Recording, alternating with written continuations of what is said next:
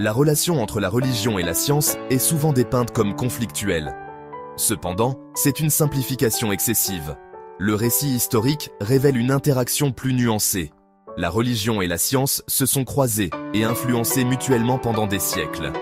Comprendre cette relation complexe exige de reconnaître à la fois les conflits et la coopération qui ont marqué leur cheminement. Contrairement à la croyance populaire, la religion a joué un rôle important dans le développement de la pensée scientifique. Les prêtres de l'Égypte ancienne, par exemple, ont apporté des contributions notables à l'astronomie, la médecine et les mathématiques. Au Moyen Âge, alors que le progrès intellectuel stagnait dans une grande partie de l'Europe, les ordres monastiques ont préservé d'anciens textes scientifiques. Ils ont également établi des centres d'apprentissage, jetant les bases des progrès scientifiques ultérieurs. L'influence de théologiens chrétiens comme Thomas d'Aquin et Roger Bacon démontre davantage le rôle de la religion dans la formation des premières recherches scientifiques. L'histoire regorge d'exemples de religion et de science s'influençant mutuellement. Les XVIIe et XVIIIe siècles ont vu l'essor de la théologie naturelle. Cette école de pensée cherchait à comprendre Dieu en étudiant le monde naturel. Des scientifiques, comme Isaac Newton, animés par la croyance en un créateur divin, cherchaient à découvrir l'ordre sous-jacent de l'univers. La révolution scientifique, tout en remettant en question certaines doctrines religieuses, était également alimentée par des motivations théologiques.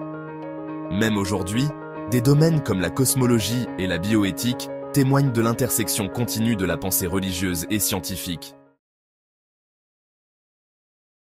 L'idée que la science et la religion sont intrinsèquement incompatibles est une idée fausse. De nombreux scientifiques, à lo largo de l'histoire, ont concilié leur foi avec leurs recherches scientifiques.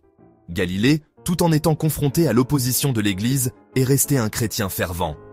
Isaac Newton considérait l'univers comme un témoignage du dessein de Dieu.